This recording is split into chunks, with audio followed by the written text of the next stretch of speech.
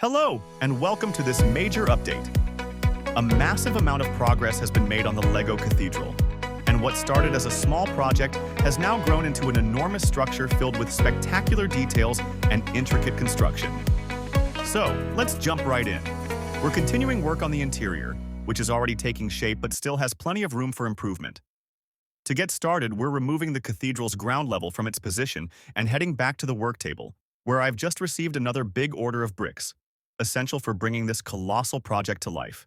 I visited my local LEGO store and filled a large box with 1x2 translucent bricks in blue and red, which will be used for the stained glass windows. Additionally, I ordered 50 white arches online, as Catholic churches traditionally feature rounded shapes and towering columns.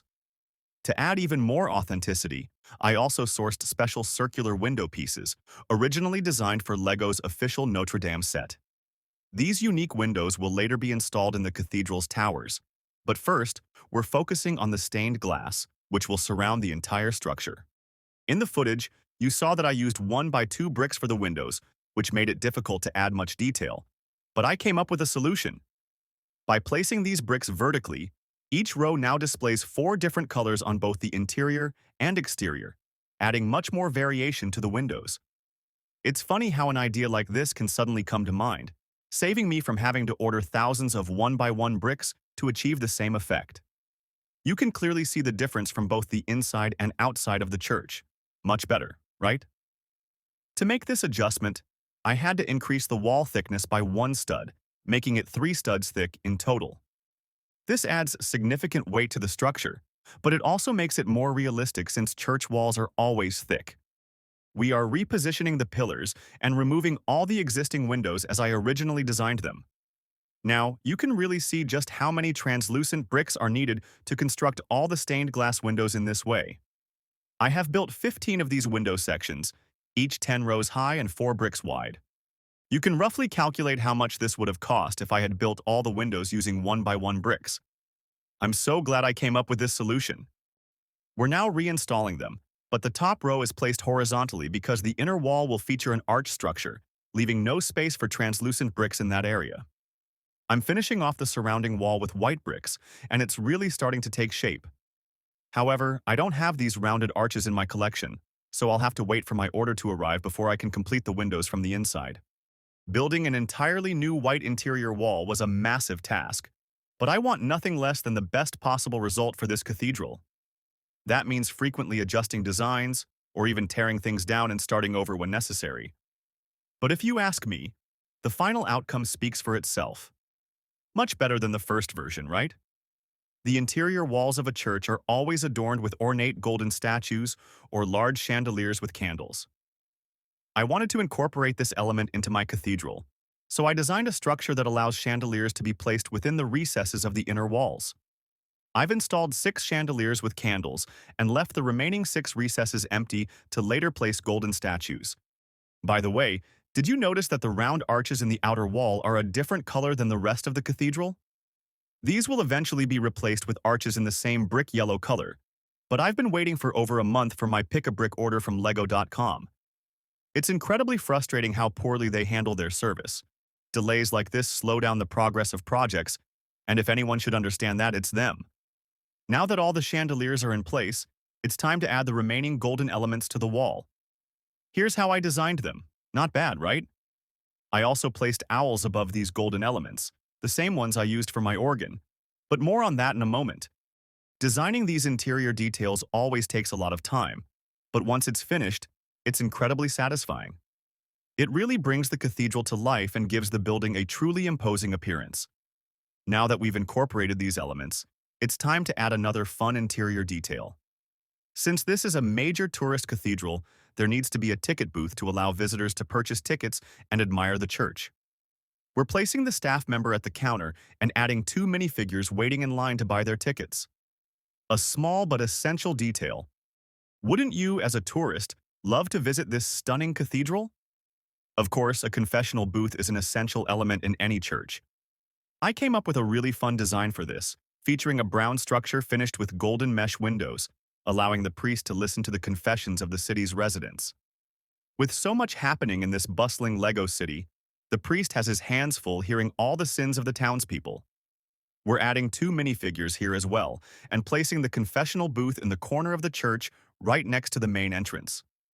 It's details like these that truly immerse you in the atmosphere of an old cathedral, capturing its magical and historic charm. I'm not religious myself, but I visited many churches because I find them to be extraordinary and impressive buildings. Does the same apply to you? And do you have any suggestions for details that should absolutely not be missing from this cathedral? Let me know in the comments, but not before we finish this update, because there's still plenty of work to do.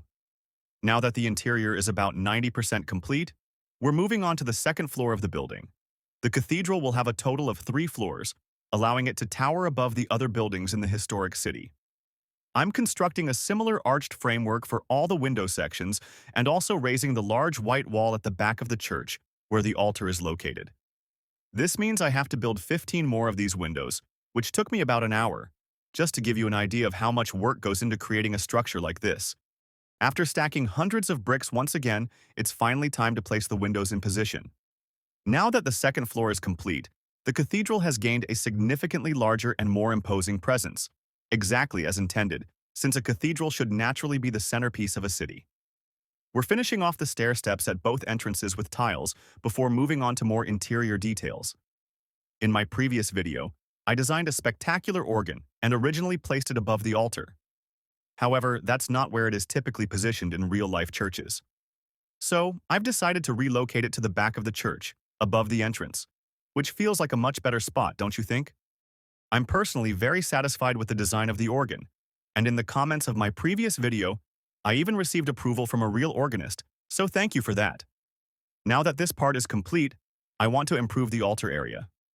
I felt it looked a bit bare, and I also noticed that in many real churches, the window sections extend into the curved rear wall. This would be a challenge, but since only the best is good enough, I had to come up with a solution. To achieve this, I had to completely tear down both the inner and outer curved walls because, just like the other walls, this section also needed to be 1 stud thicker.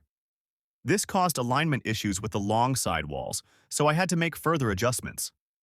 Once again, this was a time-consuming modification, but in the end, the rear wall behind the altar is now beautifully decorated with stained glass windows, complete with a rounded arch structure, a design element you'll see repeated throughout the entire cathedral. This adjustment made the exterior of the building slightly less rounded, but in my opinion, it was well worth it. The stained glass windows at the back add so much variation to the large, plain white walls that it's a huge improvement over the previous design. I also plan to add similar windows on either side of the large central one. But for that, I first need to wait for my order to arrive, which includes around 400 translucent 1x1 bricks to make it possible. Now that the pillars are back in place, this floor is really starting to come together, and it's time to add even more atmosphere by placing 20 minifigures. These represent tourists who are calmly taking a seat to admire the beauty of the cathedral, just like you would often see when visiting a real church. It's not a crowded Sunday Mass, but rather a regular weekday, with visitors quietly exploring and taking in the grand architecture of the cathedral.